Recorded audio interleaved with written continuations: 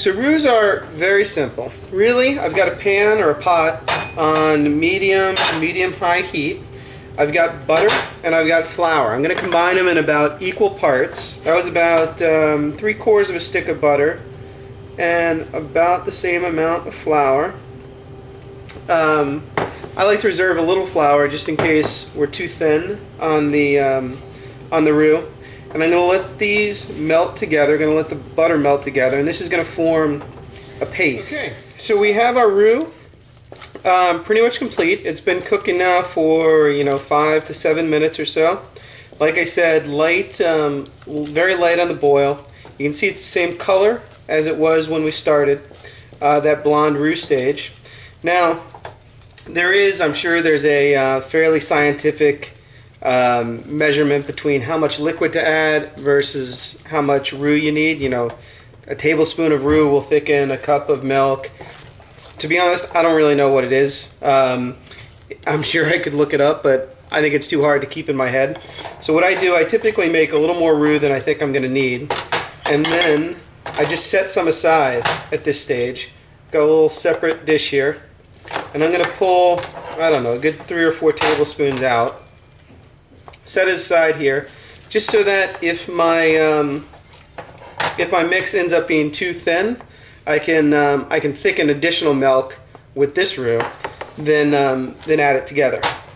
So what I'm going to do, I've got a ½ gallon of milk here. I like to add it just a few drops at a time, or a little bit at a time to begin with. What can be difficult, if you add it all together, you can end up with lumps in there. So I'm just going to shoot maybe I don't know, 2 or 3 tablespoons in there, and then stir it around, and it's going to immediately thicken up and get very, very thick and pasty. Actually, even thicker than what the roux was before. It's going to kind of clump up together, which is totally normal. Just go ahead and mix that in together until it's smooth. Then add about the same amount of milk in there, and then mix that together. Again, let it go. You can turn up the heat a little bit as well, because you're adding, room temperature or cool milk. So, and you want to keep everything at a boil, or near a boil, because you actually won't get the full thickness until the bechamel reaches a boil. So again, I keep adding. After I get probably ½ a cup in there, I am going to abandon the wooden spoon, just knock that off, and move to a whisk. Makes things much easier to mix together. And once it kind of incorporates and I see that the roux's taken all the liquid, I'm going to go ahead and add a little bit more. You can get more aggressive as you go along, adding more and more milk. And now again, as it thins out, I'm going to turn up the heat again to keep it as close to the boil as I can. Continue, so you can see how thick it is, right? It's only now barely the consistency again of the original roux we started off with.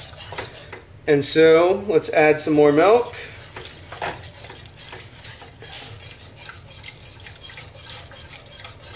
And you'll see it eventually becomes very thin, but again, this is before it boils.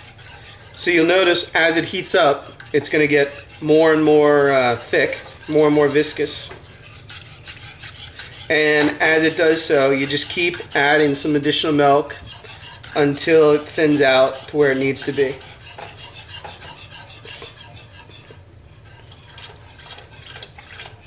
So in all right now, I'd say I've got about 3 cups of milk in there.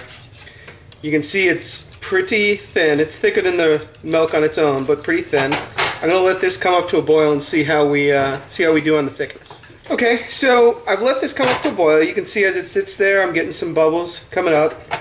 Without adding any more roux, you can also see it's become much, much thicker than it has before. Now, not only do I want it a little thinner than this, but I actually need more bechamel for the dish I'm making. So I'm going to go ahead and add some more milk, and again incorporate that in.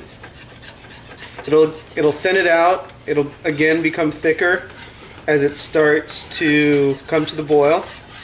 I also know that, again, I'm going to try and get this whole pot full of sauce, which I know I'm going to need a little more roux for. So I'm going to take some of that roux that I reserved, just dip the whisk in it there, take a little bit, get it into the pot, and again start whisking that in. And because I've added more roux there, it's going to add more thickening power to the overall mix, and allow me to add more milk to it as well.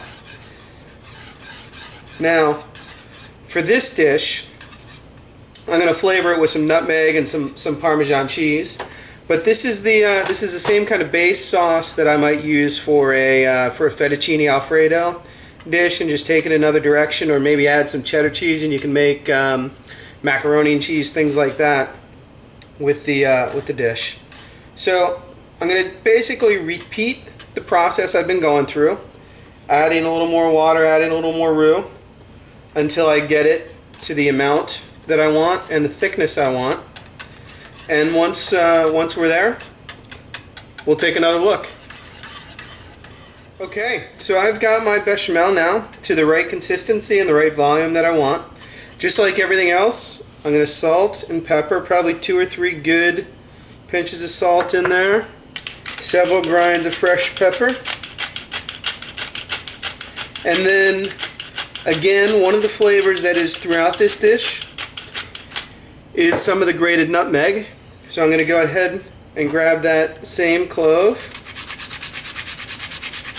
and get, a good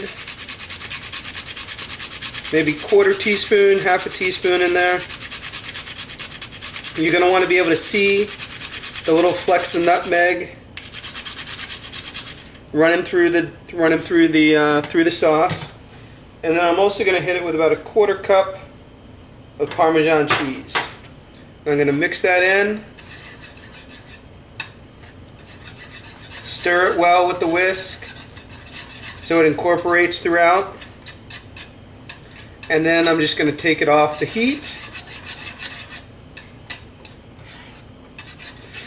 Now we have our bechamel done.